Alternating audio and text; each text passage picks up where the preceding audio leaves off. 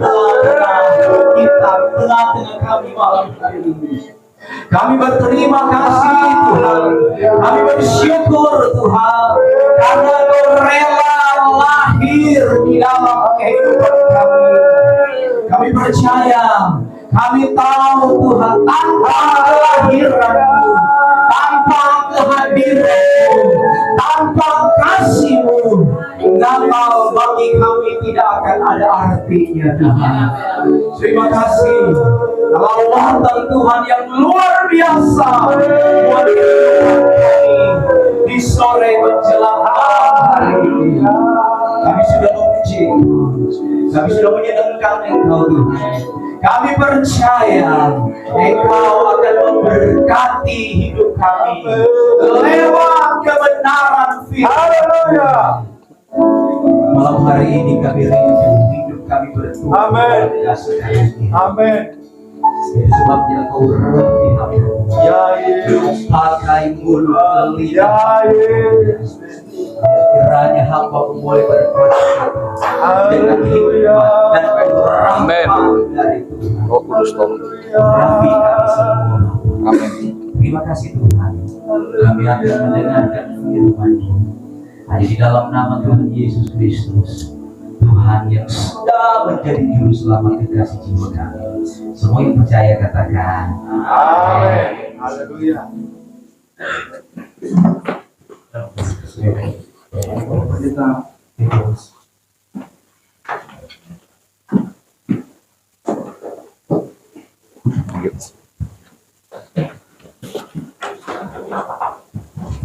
Haleluya.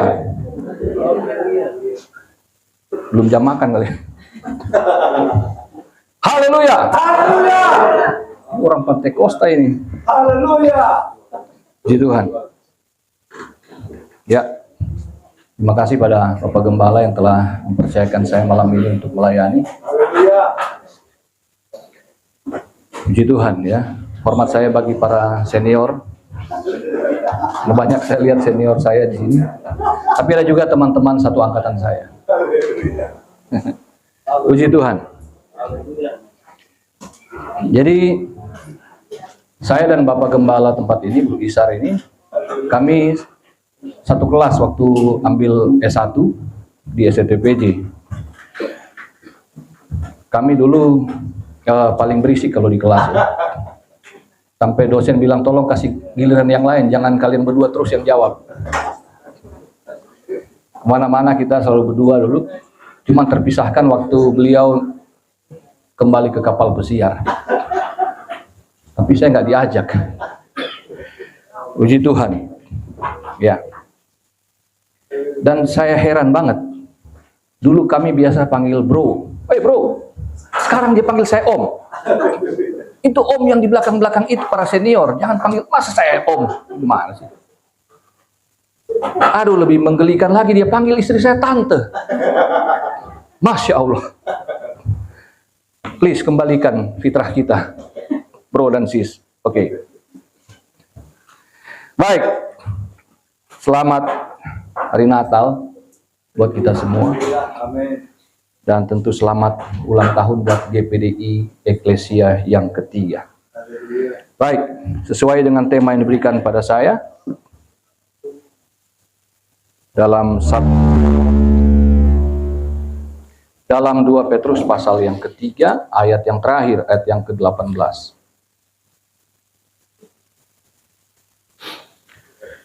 Surat 2 Petrus pasal yang ketiga, ayat 18. Begini firman Tuhan. Tetapi bertumbuhlah dalam kasih karunia dan dalam pengenalan akan Tuhan dan Juru Selamat kita, Yesus Kristus. Baginya kemuliaan sekarang dan sampai selama-lamanya. Ini Tuhan. Haleluya. Ya. Haleluya. Umur yang ketiga GPD Eklesia, saya juga kali yang ketiga melayani, tapi biasanya di tahun baru. 2 kali di pembukaan tahun dan kali ini di perayaan Natal. Puji Tuhan. Rasul Petrus menulis ini di Lembaga Alkitab Indonesia dikatakan sebagai penutup, karena ini memang ayat terakhir dari surat 2 Petrus. Kalau kita membaca pasal-pasal sebelumnya, maka kita menemukan di sana Petrus sudah berbicara tentang kedatangan Tuhan Yesus pada kali yang kedua. Lalu kemudian dia berbicara tentang ancaman guru-guru palsu yang datang. Itu sebabnya di penutupan, khususnya mulai ayat 17 dikatakan, tetapi kamu saudara-saudara yang kekasih, kamu telah mengetahui hal ini sebelumnya. Karena itu waspadalah supaya kamu jangan terseret ke dalam kesesatan orang-orang yang tak mengenal hukum, dan jangan kehilangan peganganmu yang teguh. Jadi ini ancaman guru-guru palsu yang gak heran sampai sekarang ada. Dan itu bermunculannya dari dalam gereja sendiri. Sebab itulah kemudian Petrus memberi perintah kepada jemaat untuk supaya terhindar dari ancaman-ancaman guru-guru palsu ini, maka kalian harus bertumbuh. Hanya itu kuncinya, bertumbuh. Bertumbuhnya dalam dua hal. Bertumbuhnya yaitu dalam, katakan, kasih karunia dan dalam pengenalan akan Tuhan Yesus dan Juru Selamat. Pada Yesus dan akan Tuhan dan Juru Selamat kita Yesus Kristus. Tidak ada jalan lain. Petrus menulis kemungkinan ini di Roma karena dia menyinggung juga Rasul Paulus di ayat-ayat sebelumnya, bahwa ajaran Rasul Paulus itu memang cukup rumit. Seorang rasul sekelas Petrus itu pun agak kesulitan baca tulisan Paulus. Apalagi jemaat awam, apalagi hanya guru-guru yang tidak bersinggungan langsung dengan Yesus seperti Petrus. Jadi memang bisa salah tafsir. Ya. Itu sebabnya muncul para bidat di zaman itu. Petrus sedang berbicara bagaimana supaya jemaat ini bisa lebih kuat. Karena memang ancaman pengajaran itu antinomianisme yang dikatakan mereka tidak mengenal hukum, itu sekarang muncul lagi dalam format yang baru. Dan mereka pendeta terkenal juga. Ajaran yang diajarkan antinomianisme ini sebetulnya itulah yang sekarang dikenal dengan ajaran hyper grace atau duit tunggal ala Erastus Sabdono atau ala Brian Siawarta, yaitu Kristen progresif. Seorang Kristen harus progresif, tapi bukan penganut teologi Kristen progresif, itu berbeda. Bahwa pengajaran seperti ini kelihatannya benar dan pengikutnya banyak. Biar Om Ferdinand so khotbah kayak apa, nggak mungkin tandingi Erastus Sabdono soal jemaat. Dia lebih banyak pasti. Itu heran. Padahal ajarannya keliru. Hyper grace juga mengajarkan tentang bagaimana orang yang telah diselamatkan, maka mereka salah menafsir kitab atau surat-surat Rasul Paulus, dengan khususnya surat Roma, bahwa seolah-olah kalau kita sudah diselamatkan, maka tidak akan ada penghukuman. Tadi lagu barusan, bahwa Yesus datang untuk menyelamatkan supaya manusia tidak kena hukuman. Persoalannya manusia yang mana? Kredo kita yaitu karena begitu besar kasih Allah akan dunia ini, sehingga ia mengaruniakan anaknya yang tunggal. Itu kan ayat pokok juga di dalam Natal. Sehingga setiap orang yang percaya kepadanya tidak binasa, melainkan beroleh hidup yang kekal. Jangan puas di ayat 16 dong, baca 17-18-nya. Tapi yang nggak percaya,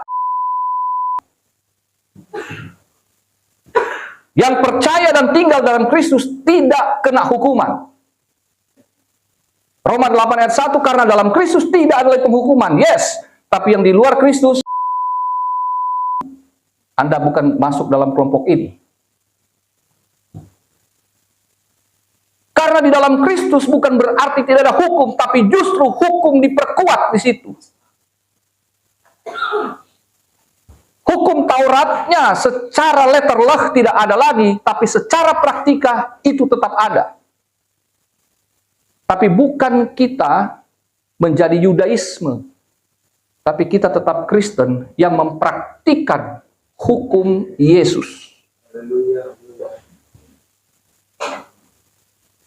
Erastus dengan pedenya berkata bahwa Yesus adalah Tuhan, tapi maaf, dia bukan Allah.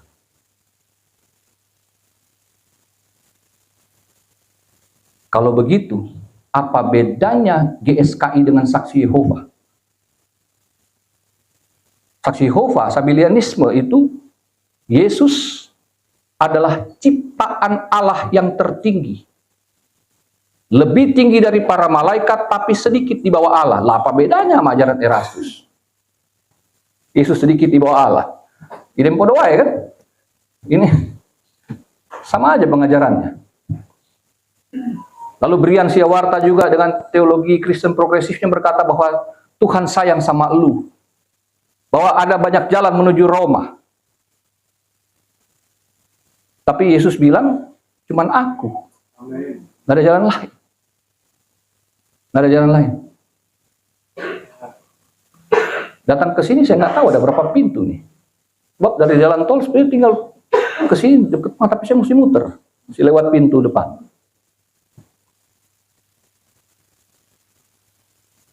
Rasul Petrus kemudian berbicara tentang pentingnya pertumbuhan itu. Bertumbuhlah, ini sebuah perintah. Perintah dalam bentuk kata kerja yang berlangsung terus-menerus. Karena di present imperatif aktif. Jadi perintah yang tidak hanya dilakukan sekarang, tapi seumur hidup. Itu sebabnya pertumbuhan jemaat merupakan tugas tanggung jawab seorang gembala yang dilakukan bukan hanya dalam sistem periodik, tapi seumur hidup. Jadi dengan kata lain, GPDI on the track para gembala dalam menjalankan tugas. Tidak ada masa pensiun. Pensiunnya pendeta GPDI gembala jika nafas telah diambil oleh Tuhan. Berpensiun. Diprotes, dikritik sana sini. Lah, Alkitabiah. Bertumbuhnya seumur hidup. Penggembalaannya pun seumur hidup.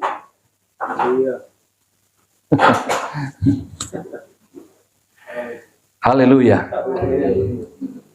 Saya menulis tesis tentang perbandingan antara penggembalaan pelayanan Rasul Paulus dengan kepemimpinan GPDI. Dari Kisah Para Rasul pasal 20 ayat 17 sampai 38. Saya eksegesis semuanya, ayat per ayat menggunakan teks bahasa asli. Dan setiap ayat yang saya eksegesis, yang setiap saya kupas, saya menangis. Kenapa? Karena ketika saya perbandingkan dengan GPDI, saya menemukan bukti di sana. Dan akhirnya menjadi kesimpulan dalam setiap poin yang saya bahas. Kesimpulannya adalah pelayanan GPDI adalah pelayanan rasuli. Saya menangis kenapa? Wow, betapa hebatnya Roh Kudus di dalam mengilhamkan pelayanan kepada para gembala ini. Dan kami yang masih muda merasakan dampaknya hari ini. Tetapi persoalannya apakah para gembala masa kini masih punya spirit yang sama dengan para pionir dulu? Masih ingin jemaat bertumbuh atau sekedar bertambah? Karena bertumbuh dari teks Yunani-nya itu mengacu kepada budaya Greko-Roman atau Yunani Romawi pada zaman itu tentang pertumbuhan yang organik akan suatu tumbuhan atau satu komoditi pertanian. Jadi seorang akan menanam dengan harapan dia bertumbuh, maka dia mengusahakan pertumbuhan itu. Tetapi dengan cara yang organik pertumbuhannya. Jadi orang kalau tanam padi di Indonesia, berbahaya banget kalau pestisidanya terlalu banyak kan. Nah sekarang gereja-gereja telah mempraktikkan pertumbuhan yang anorganik. Yang penting jemaat bertambah banyak. Bagaimanapun caranya. Itu sebabnya penelitian saya bahwa menemukan sekarang ini gereja bukan hanya bersaing, tetapi gereja telah menjadi industri. Ini bahaya. Kalau bicara gereja sebagai industri, itu berarti kapitalisme menjadi kekuatan dasar, bukan lagi doa dan puasa gembala. Bukan lagi kuasa Roh Kudus yang menjadi andalan. Tapi kapitalisme, modal, duit. Di Arta Gading, Mall Arta Gading, itu hampir tiap lantai gereja-gereja yang super-super di sana. GPDI please jangan coba-coba di situ. Nggak laku. Buang-buang duit. Di sini ada GMS, di sini ada Heni, di sini ada Erastus, di sebelah situ ada GSJS. Pilih. GPDI jangan coba-coba. Sepi. Kenapa? Karena kita nggak punya kekuatan uang itu. Jemaat yang bertumbuh adalah jemaat yang bertumbuh secara organik, artinya secara alamiah. Kelihatan gereja kita lambat, tapi biarin aja. Orang lain pakai pestisida biar mati keracunan mereka, nggak apa-apa. Kita biar aja pelan, tapi pasti. Loh, saya kan kenal teman-teman ini. Kelihatan lambat. Kalau orang dunia menilai, nggak berhasil. Padahal, makanya kan bertemu, makanya saya singgung-singgung aja lah. Keberhasilan seorang hamba Tuhan, Yesus bilang apa? Ketika sang Tuhan pergi, dia memanggil ketiga hambanya, lalu memberikan 5, 2, dan 1 talenta kepada masing-masing hamba menurut kesanggupannya. Jadi kalau nggak bisa punya gereja seperti Om Yopi Silo, jangan berusaha seperti itu. Nggak bakalan. Dia punya 5. Kita mungkin cuma punya 2. Apalagi yang punya 1, please jangan kecil hati. Karena banyak hamba Tuhan, saya khotbahnya begini. Biasanya kalau khotbah biasanya buat jemaat saja kan. Nggak usah kecil hati. Kenapa? Ukuran keberhasilan lama sesudah itu sang Tuhan pergi lalu dia kembali. Ini kan bicara tentang Yesus yang pergi dan akan datang kembali. Kapan dia datang nggak tahu. Pokoknya nanti dia datang, dia minta pertanggungjawaban. Apa sih ukuran keberhasilannya? Baik sekali kau hamba yang baik dan setia. Ukurannya itu. Mau gembala kek, mau jemaat, hanya setia. Itu doang ukurannya. Makanya saya terhibur. 5 tahun jemaat cuma 2 orang terus. Bro, nggak bosan sama kami. Loh kenapa Bapak Ibu bosan? Enggak, kami takut bro yang pergi. Oh enggak. Enggak. Kenapa bro kok mau dengan kami? Oh, saya percaya firman Tuhan. Apa itu? Bapak Adam, Ibu Hawa. Ada tertulis. Berkembang biaklah. Dari 2 saya percaya akan berlipat ganda. Dan itu terbukti. Usaha saya apa? Organik doang. Tempat nggak pernah strategis. Nggak ada angkot lah, nggak ada apa. Jauh dari pemukiman. Jauh dari jalan raya, jauh dari akses angkot. Tapi jemaat bertambah. Jangan terpengaruh. Saya pernah tawari jalan pintas. Bro, itu ada pengusaha mau kasih modal. Terus jalannya gimana? Bro masuk di situ, nanti mereka modalkan dari 50 juta sampai 1 miliar. Oh, terus nanti mereka yang pegang manajemen. Wih, jadi perusahaan gereja gue. Nanti dikelola.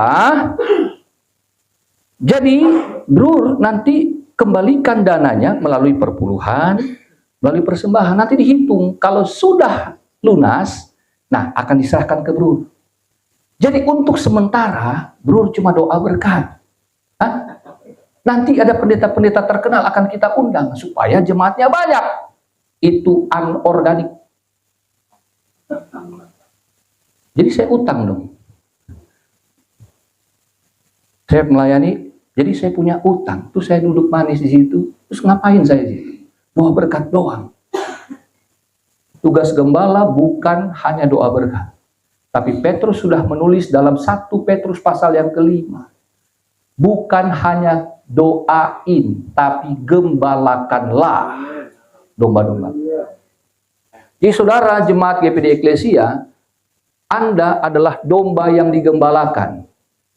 Jangan tergiur dengan gereja-gereja yang entertain sifatnya. Tadi ada sedikit bisikan, wah kenapa nggak mau ke gereja? Ya itu bukan gereja. Oh maksudnya ruko ya? Oh ini ruko, bukan gereja. Dulu ada yang datang ke tempat kami sekali lalu ditanya lagi, kenapa nggak datang lagi? Ada yang tanya. Gak enak, panas. Ada AC.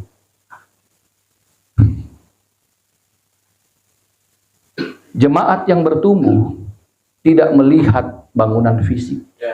Tidak melihat fasilitas. Kenapa? Karena dia mau bertumbuh dalam kasih karunia. Bukan karena iming-iming. Ada seorang jemaat bilang gini, bro. Waduh, saya udah bilang sama mama saya, mam stop mam ke sana. Kenapa? Mama panggil-panggil orang cuma bikin berdosa. Lu kenapa berdosa? Orang panggil ibadah. Oh bagaimana mama saya panggil sana? Kenapa? Di sana ada panci. Serius. BSD sana. Ya tebak-tebak aja lah. Pokoknya dapat panci. Nanti tiap bulan ada dapat kompor gas. Pokoknya sembako tiap bulan aman. Itu anorganik. Tuhan nggak suruh ngajar kita bertumbuh dengan cara seperti itu.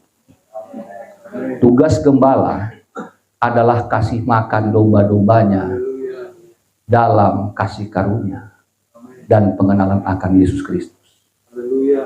Titik. Gitu doang. Jangan tuntut lebih. Gembala juga begitu, coy. Loh iya. Kita melayani sebagai hamba Tuhan. Please, bertumbuh secara organik. Gak usah tiru-tiru, biarin aja, DNA-nya beda. Saya sudah lihat teman-teman saya, sahabat-sahabat saya yang lebih senior. Pengusaha-pengusaha sukses. Terus jadi gembala, bangkrut. Sementara gereja lain tetap usahanya maju. Aneh. Yang satu pengacara, sekarang nggak ada klien. Saya bilang, ya udah DNA-nya GPDI. Nasib terima. GPDI, DNA-nya gembala full time. Sorry bos, belum. Maksudnya proses, lagi proses. Kan bertumbuh. Bertumbuhnya proses, kan bertumbuh. Nggak dalam satu hari.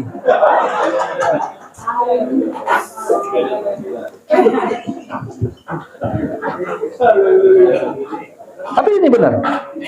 Saya kenal banyak pengusaha yang jadi pendeta. Beneran. Kalau gereja lain, mereka tetap jadi pengusaha sukses. Tapi pendeta GPDI yang dari pengusaha, bangkrut. Beneran. Nah, kalau sekarang pendeta pengusaha, itu lebih parah lagi. Bertumbuhlah dalam kasih karunia. Yang pertama, kasih karunia, karis itu yang kita tahu adalah Allah memberikan kasih-Nya kepada kita yang tidak layak. Kasih karunia yang dimaksud tentu adalah Yesus Kristus, karena diberikan anak yang tunggal supaya kita tidak binasa. Kasih karunia Yesus yang kita terima itu membuat kita layak di hadapan Tuhan. Tetapi ada sedikit kurang pahamnya dari maksud karis ini, karena berpikir bahwa kasih karunia itu unilateral, sepihak, searah. Karena Tuhan yang memberi, karena Tuhan yang memberi saja tanpa syarat. Yes. Tetapi makna kata karis ini kan kata teks Yunani yang ditulis oleh para rasul, itu kan diambil dari budaya zaman itu, budaya Greko-Roman, sehingga makna-maknanya itu diambil untuk dikontekstualisasikan dengan Injil yang diberitakan, supaya lebih paham jemaat. Jadi kasih karunia itu sebetulnya bukan searah, bukan unilateral, tapi bilateral, dua arah. Kasih karunia yang dipahami bahwa Allah memberi, kita penerima, kita hanya menerima. Allah yang melakukan segalanya, kita tidak ngapa-ngapain. Allah yang aktif, kita yang pasif, padahal tidak begitu. Kasih karunia dalam pemahaman teologi, itu sesungguhnya bukan hanya terjemahannya grace, grow in grace, tapi Profesor John Berkeley dari Durham menerjemahkan ini, bahwa karis bukan sekedar grace, tapi gift, pemberian, hadiah. Jadi kalau orang dapat hadiah, itu biasanya senang dan dihargai.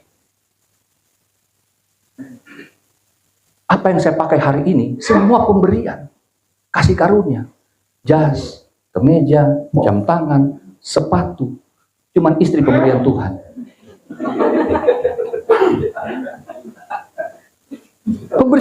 Pemberian orang semua. Itu kasih karunia. Seneca, seorang filsuf Yunani pada zaman itu, dalam bukunya On the Benefits, itu mengatakan bahwa karis, kasih karunia, tidak lengkap kalau hanya pihak yang menerima, tetapi dia mempunyai keinginan juga untuk memberi. Jadi kasih karunia bukan hanya memberi, tapi juga di dalamnya terkandung pemberian balik. Kasih karunia itu, jadi orang zaman dulu gini, wah kasihan nih orang pengemis nih, ngasih orang kayak yang lewat, ngasih barang, ngasih sesuatu, itu karis, itu kasih karunia. Dari pihak si pengemis ini yang mendapatkan berkat ini, dia punya komitmen, aku harus membalas kebaikan ini. Tapi bagaimana mungkin pengemis membalas kebaikan pada si kaya? Philo, seorang filsuf Yahudi yang dibesarkan dalam budaya Helenistik, dia mengatakan bahwa karis itu adalah tindakan yang memang tidak mungkin untuk membalas kebaikan Allah secara imbang. Secara imbang nggak mungkin. Sacrifice yang dilakukan oleh Allah bagi manusia tidak mungkin akan bisa dibalas dengan yang seimbang. Tapi paling tidak ada minimalnya, yaitu ucapan syukur dan pujian. Itu kemudian ditulis oleh Rasul Paulus dalam Efesus pasal 5 ayat 19 dan 20. Karena di ayat 1-nya dikatakan kamu ya harus menjadi penurut-penurut Allah seperti anak-anak Allah ini, di mana kamu telah menerima kasih karunia dari Kristus yang telah menjadi persembahan dan korban yang harum bagi Allah. Itu konteksnya.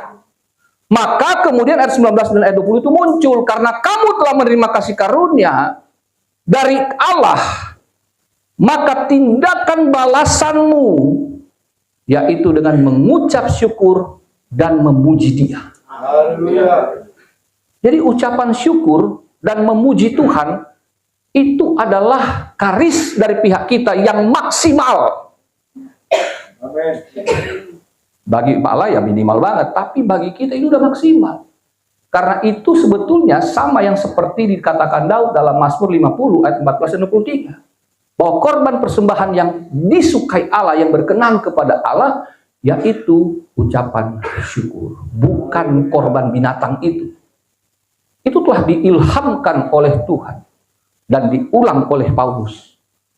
Itu bentuk kasih karunia. Jadi jemaat yang bertumbuh di dalam kasih karunia adalah jemaat yang punya kesadaran bahwa bukan hanya sekedar lahir Yesus itu, tapi Yesus telah mati dan bangkit untuk menebus kita dari dosa, menyelamatkan kita dari kematian kekal.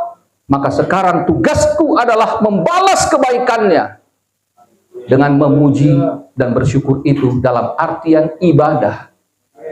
Jadi jemaat beribadah itu sudah bentuk pemberian. Engkau telah bertumbuh dalam kasih karunia. Kesetiaanmu beribadah itu telah menunjukkan bahwa Anda bertumbuh di dalam kasih karunia. Bahwa Anda adalah orang-orang yang tahu diri membalas kebaikan Tuhan. Karena karis itu adalah bicara tentang orang yang mampu memberi dan si penerima menyadari alias dia tahu diri. Tapi kemudian Paulus menulis lagi dalam Roma pasal 13 ayat yang ke-8. Setelah Paulus mengatakan bahwa warga negara Kristen Roma wajib membayar pajak, harus tunduk pada pemerintah, harus tunduk pada hukum. Tadi orang Kristen sesat anti hukum. Paulus justru menyuruh kita tunduk pada hukum. Lalu ayat 8-nya itu dimulai apa? Jangan kamu berhutang apa-apa kepada siapapun juga. Artinya apa? Bahwa kamu orang yang telah terima kasih karunia, kamu punya utang. Jangan berhutang siapa-siapa, maksudnya jangan berhutang sesuatu yang seharusnya kamu bisa lakukan. Hutang kita hanya kepada Allah, hutang nyawa. Tetapi hendaklah kamu saling mengasihi. Sebab barang siapa mengasihi sesamanya manusia, ia sudah memenuhi hukum Taurat. Itu karis. Yang satu, kita beribadah kepada Allah. Membalas kasih karunia itu dengan kita beribadah kepada Tuhan secara vertikal, dan kita membalas kebaikan Tuhan. Sebagaimana si pengemis, aku nggak bisa balas si kaya, tapi satu saat aku sukses, aku akan membalasnya kepada orang lain. Ini dia karis. Aku akan mengasihi sesamaku manusia. Karena aku orang yang telah menerima kasih, maka aku wajib berterima kasih, beribadah kepada Tuhan, dan mengasihi sesama manusia. Sudah memenuhi hukum Taurat. Bukankah hukum Yesus itu hanya satu, hukum kasih? Hukum kasih aplikasinya dua, satu kepada Allah, satunya kepada sesama. Orang yang bertumbuh dalam kasih karunia adalah orang yang tahu bagaimana beribadah dengan sepenuh hati dan bagaimana dia mengasihi sesamanya sepenuh hati.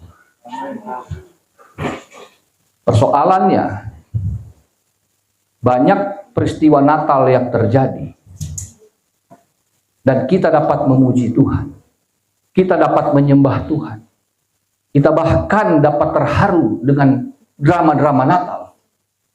Tetapi seringkali kita lupa akan esensi Natal. Natal itu seperti yang diberitakan tadi kan sudah dibaca tentang datangnya Yesus. Ngapain Yesusnya? Bukan cuma tidur di palungan. Kedatangan Yesus untuk memenuhi misi sorga sesuai dengan namanya dalam Matius pasal 1:21. Namakan dia Yesus sebab dia yang akan menyelamatkan umatnya dari dosa. Haleluya. Ngapain dia menyelamatkan manusia dari dosa? Efesus pasal 2 mengatakan, supaya kamu yang tadinya punya jurang pemisah antara kamu dengan Allah, sekarang kamu bersatu dengan Allah. Haleluya. Bukan hanya itu, bos.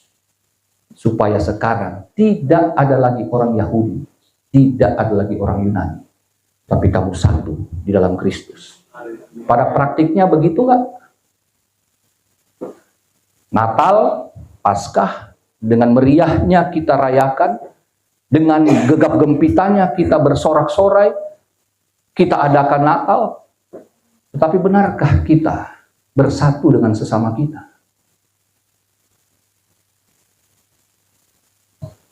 Jemaat dengan jemaat, jemaat dengan hamba Tuhan, sesama hamba Tuhan, Di mana Natalnya? Di mana Paskahnya?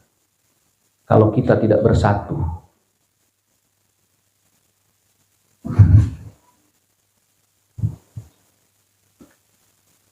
Saya hamba Tuhan dari DKI.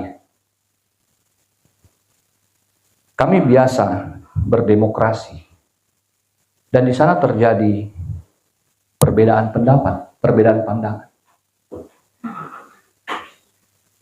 Dan ketika terjadi satu pesta demokrasi, maka ada yang menang, ada yang kalah. Dan sialnya kami yang kalah.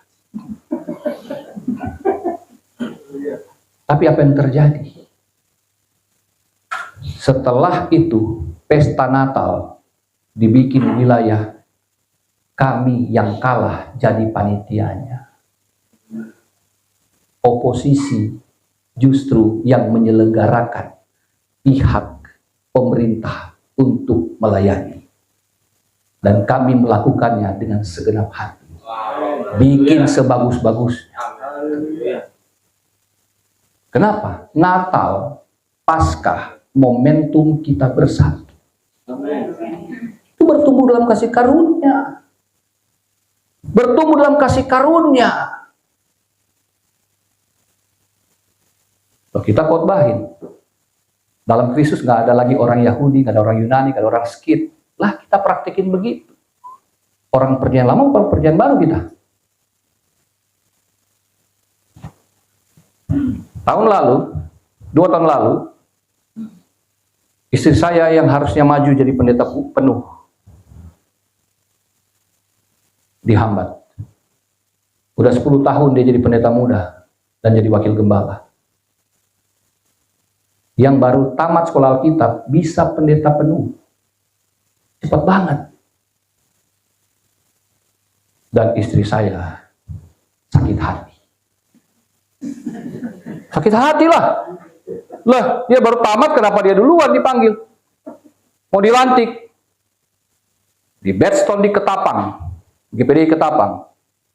Si biro penggembalaan lagi situ, saya pegang tangan. Setor perpuluhan lagi saya. Istri saya di tangga nggak mau. Nah, saya bilang nggak boleh begitu. Kita hamba Tuhan. Akhirnya istri saya rangkul-rangkulan sama biro penggembalaan. Puji Tuhan.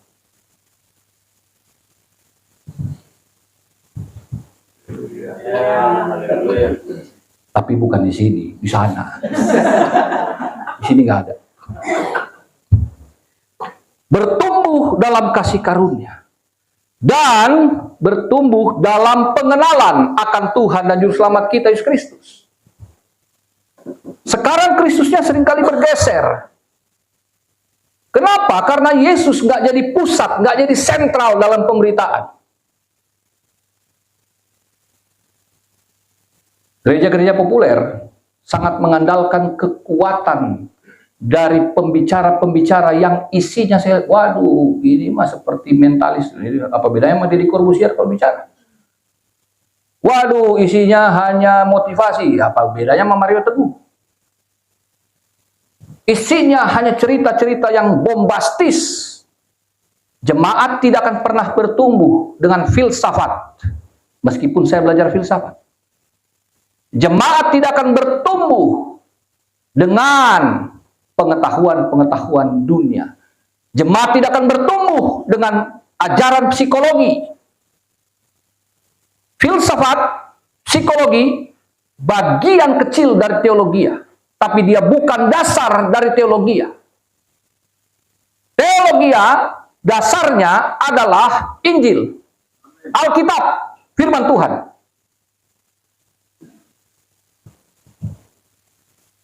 Jadi ketika kita berbicara firman Tuhan, maka yang dikedepankan tentu Sang Tuhan itu.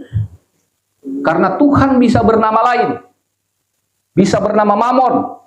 Tuhan bahkan bisa bernama diri kita sendiri. Tetapi Tuhan yang dimaksud adalah Yesus Kristus. Markus menulis dalam pembukaan Injil. Inilah Injil Yesus Kristus, Anak Allah. Markus berbicara dengan tegas bahwa yang dia sampaikan ini bukanlah manusia biasa, tapi dikatakan dengan jelas Injil ini berbicara tentang Yesus Kristus, Anak Allah. Matius membuka Injilnya dengan inilah silsilah Yesus Kristus. Yesus Kristus Mesias, Yesus sang Mesias, anak Daud, anak Abraham. Jadi jemaat gak akan pernah bertumbuh dalam pengenalan akan Kristus yang lain. Paulus berbicara jelas di dalam surat Filipi dan Galatia itu, bahwa tidak ada Yesus yang lain selain dari apa yang diajarkan oleh para rasul, yang diteruskan oleh hamba-hamba Tuhan, oleh para gembala.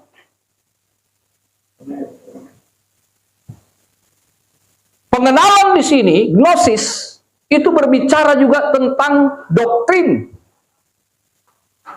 Itu sebabnya kadang-kadang saya suka lucu kalau di media sosial, kita nggak perlu inilah, ini kan nggak usah, jangan bicara terlalu doktrin lah. Loh, terus mau bicara apa? Alkitab itu doktrin.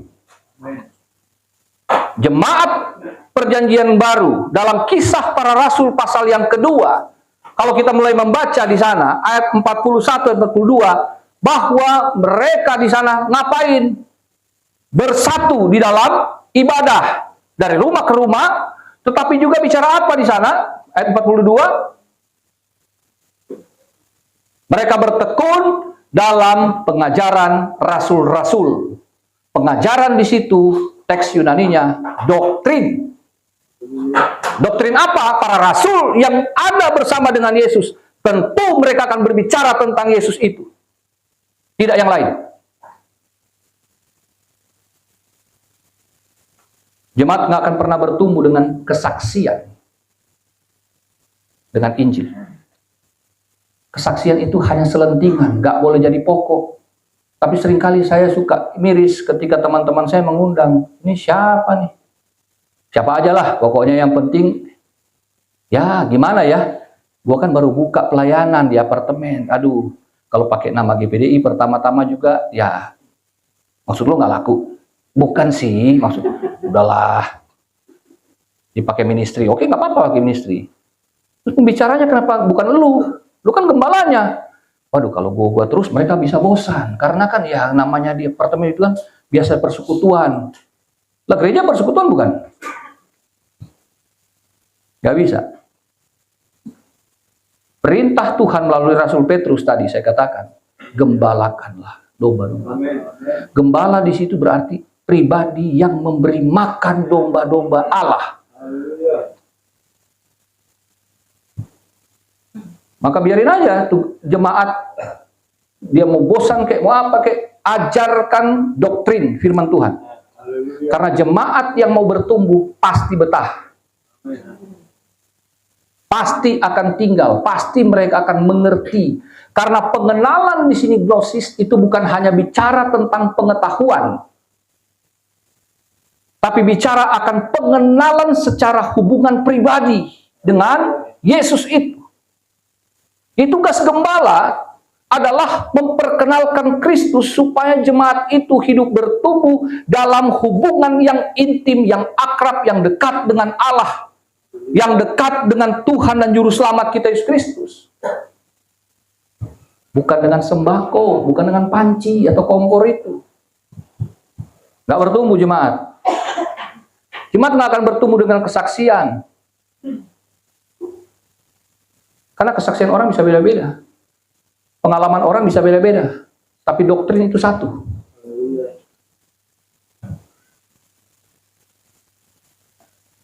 Saudara-saudara, saya mau bersaksi. Aduh, tuh tante setengah jam dia bicara.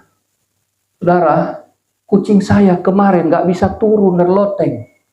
Aduh, saya pusing, saya bingung, bla bla cerita. Aduh, tuh ulang, aduh Tuhan. Saya pembicara lagi, aduh, saya mau pengen pulang. Ngomong apa nih orang? Kucing mah nggak usah takut, bukan kucing di atas loteng pasti bisa turun. Aduh, ampun, dia bicara. Itu bukan kesaksian. Kesaksian yang dimaksud Alkitab. Pertama kalau kita melihat, Yesus bilang apa? Bahwa Roh Kudus akan turun atas kami. Sebelumnya di Injil Yohanes dibilang bahwa penolong dan penghibur itu akan datang kepadamu. Ngapain? Dia akan bersaksi tentang aku. Bersaksi tentang apa? Tentang Yesus. Kisah Rasul 1 ayat 8 bilang, kalau Roh Kudus turun atas kamu, maka kamu akan jadi saksiku. Bukan tentang diri kita. Jemaat tidak akan pernah bertumbuh dengan kesaksian pendeta. Jemaat tidak akan bertumbuh dengan kesaksian omong kosong dari apalagi yang bukan pendeta yang khotbah. Cerita-cerita doang, apa isinya? Tidak ada. Mendingan gembala, biarpun sederhana, khotbah, udah gembala. Karena itu tugas panggilan. Karena setiap pemberitaan firman dari gembala pasti diurapi Roh Kudus.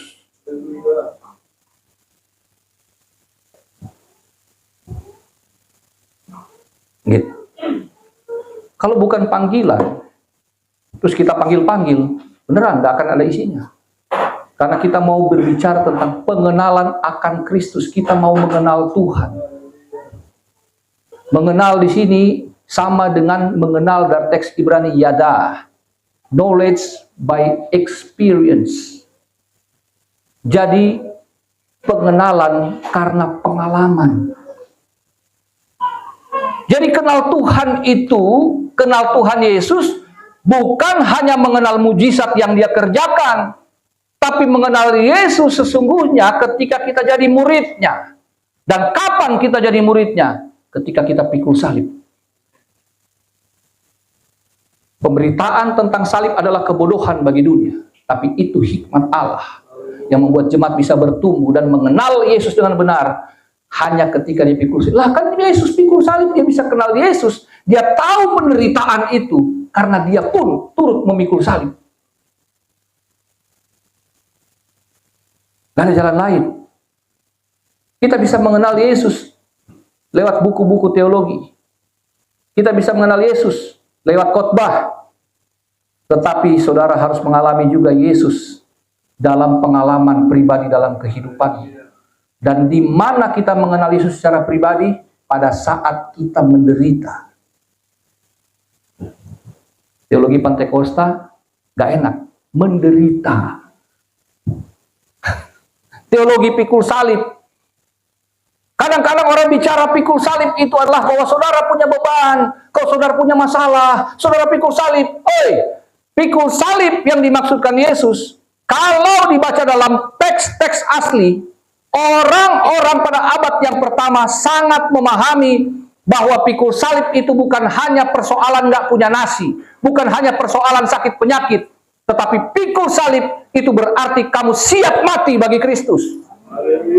Karena setiap pengikut Kristus pada zaman itu adalah orang-orang yang terancam hukuman mati.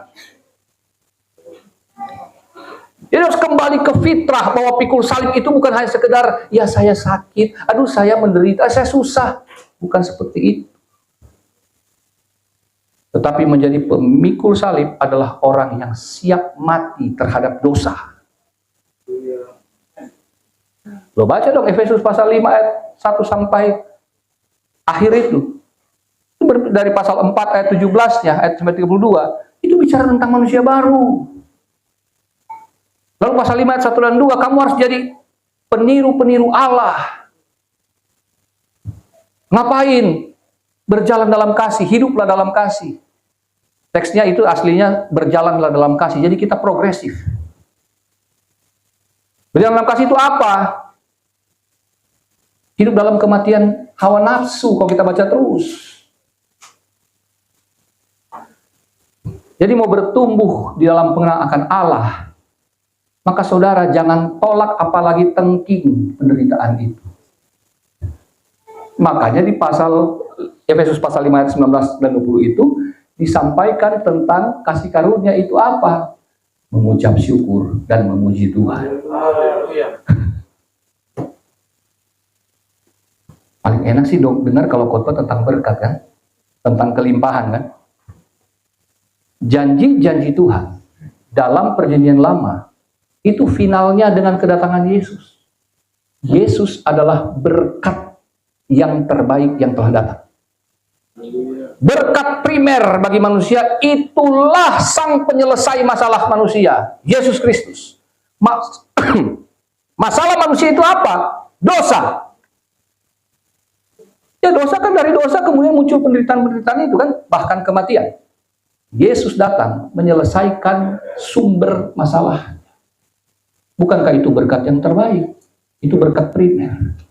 Kalau sekedar happennya, kesehatan, itu berkat sekunder.